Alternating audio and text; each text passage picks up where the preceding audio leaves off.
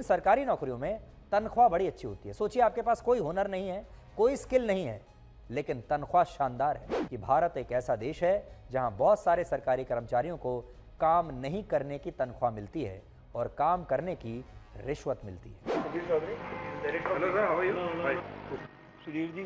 कोई तरीका है भीख मांगने का? दोस्तों, हमारे देश का अव्वल दर्जे का सरकारी मिट्ठू हमारे देश के बेरोजगार युवाओं का मजाक उड़ा रहा है। युवाओं को कामचोर, घूसखोर, नालायक और नकारा तक बता रहा है। असल में हमारे देश में ऐसे युवा बहुत ही कम हैं जो स्किल्ड हैं, और यही वजह है कि ऐसी सरकारी नौकरियों के लिए लंबी लाइनें लगती हैं जिनमें किसी भी खास कौशल, किसी भी खास हुनर या स्किल की कोई आवश्यकता ही नहीं होती। सबसे ज़्यादा युवा इन्हीं नौकरियों को पाना चाहते हैं, लेकिन इन सरकारी नौकरियों में तनख्वाह बड़ी अच्छी होती है। सोचिए, आपके पास कोई हुनर नहीं है, कोई स्किल नहीं है, लेकिन तनख्वाह शानदार है। भत्ता भी अलग से मिलता है और ऊपर की कमाई अलग से होती है। इतना ही नहीं, और सुनिए कि सरकारी लोगों को तनख्वाह कैसे मिलती है और घूस कैसे मिलती है। और हमारे देश में एक बात अक्सर कही जाती है, वो ये कि भारत एक ऐसा देश है जहां बहुत सारे सरकारी कर्मचारियों को काम नहीं करने की तनख्वाह मिलती है और काम करने की रिश्वत मिलती है। जी हां, तो काम ना करने की तनख्वाह मिलती है और काम करने की घूस मिलती है, यानी कि रिश्वत मिलती है। ये बात ये घूसखोर चौधरी जी तिहाड़ वाले हमें और आपको बता रहा है। दरअसल ये हमें और आपको बता नहीं रहा, बल्कि सरकार की कमी छुपा रहा है और युवाओं के ऊपर सारा का सारा दोष मढ़ रहा है। अब इस तिहाड़ी ने इतना ज्ञान दे ही दिया था, तो लगे हाथ ये भी बता देते कि दलाली करने का, चाटुकारिता करने का, 100 करोड़ रुपए की फिरौती मांगने का और तिहाड़ जाने के लिए कौन सी कौशल की आवश्यकता होती है, कौन सी हुनर की जरूरत होती है।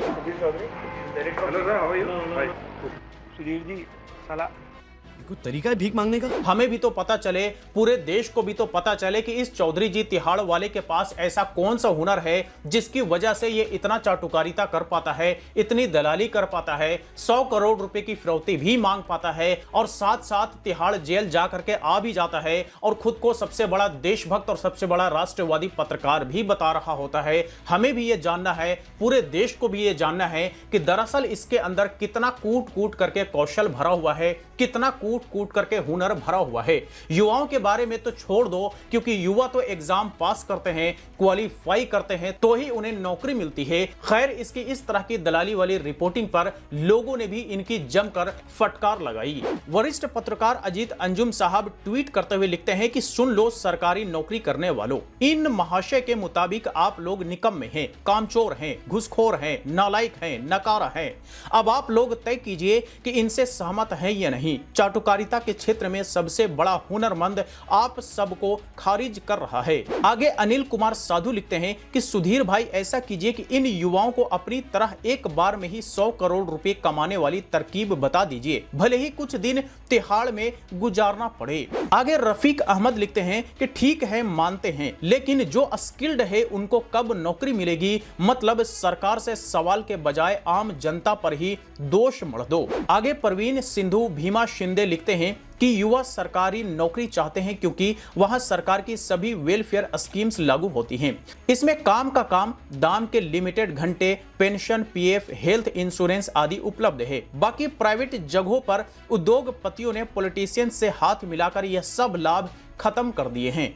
आगे महेश शर्मा लिखते हैं कि सरकार नौकरी दे नहीं पा रही है, उस पर उनके खिलाफ आवाज उठाने, बेरोजगारी को मुद्दा बनाने के बजाय यह अच्छे रिपोर्ट चला रहे हो प्रभु, समझ में आ रही है आपकी पत्रकारिता भी।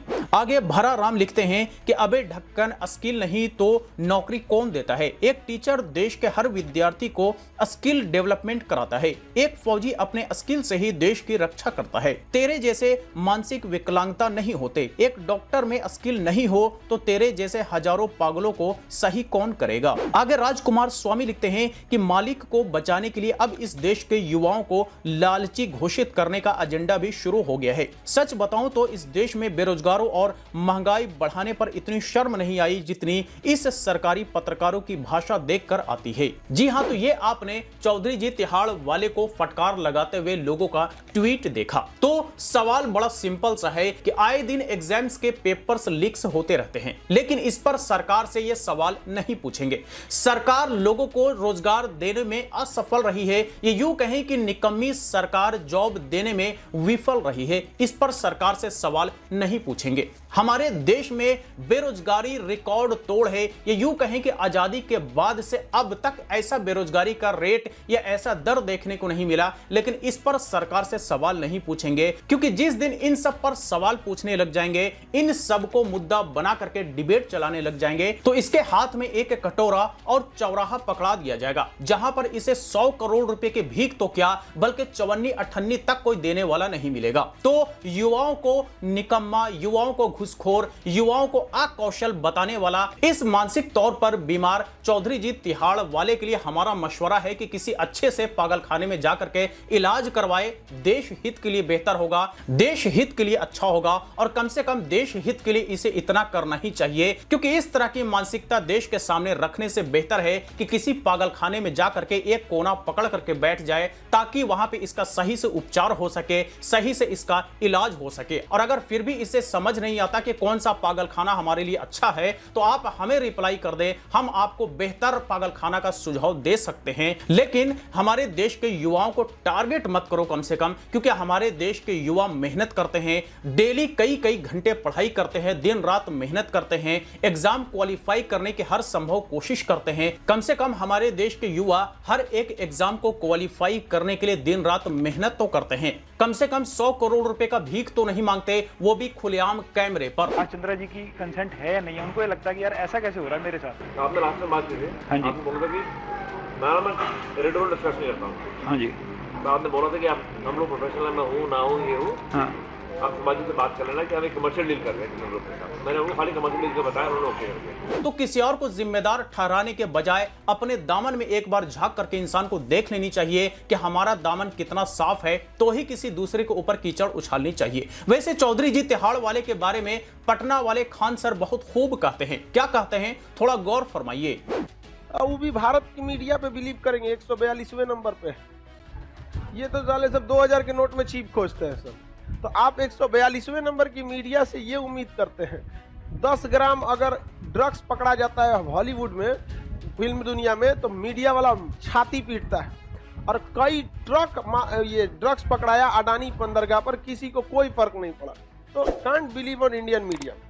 अगर आप इंडियन मीडिया पर बहुत ज्यादा भरोसा कर रहे हैं तो फिर ये बात आपके लिए सही नहीं है। जी हां, तो 142वें नंबर वाली गोदी मीडिया से हम क्या उम्मीद कर सकते हैं? बिल्कुल हम इसी तरह का मानसिकता की उम्मीद कर सकते हैं, इसी तरह की खबर और इसी तरह की रिपोर्टिंग की उम्मीद कर सकते हैं। इससे ज्यादा और इससे बेहतर की कभी उम्मीद नहीं कीजिए, नहीं तो हमेशा पछताएंगे, हाथ कुछ आएगा नहीं। बाकी पूरे देश को पता है कि ये कितना बड़ा राष्ट्रवादी है, ये कितना बड़ा देशभक्त है। ये वही सरकारी मिट्ठू है जो पाकिस्तानी लोगों के साथ जाकर के फोटो खिंचवाता है, गले मिलता है, हाथ से हाथ मिलाता है, लेकिन इसे कोई फर्क नहीं पड़ता। और अगर हमारे देश का व्यक्ति पाकिस्तान जाना तो दूर, पाकिस्तान के लोगों के साथ फोटो खिंचवाना तो दूर, बल्कि अगर उसके बारे में थोड़ा बात भी कर ले, थोड़ी इंसानियत तौर पर भी कुछ अच्छी बातें कर ले, तो उसे ये लोग देशद्रोही साबित कर देते हैं। वैसे हमारा मानना है कि भाईचारा के मामले में इस दुनिया का हर एक कोने का व्यक्ति हमारा भाई है, और भाईचारे के नजरिए से किसी की भी सहायता करना,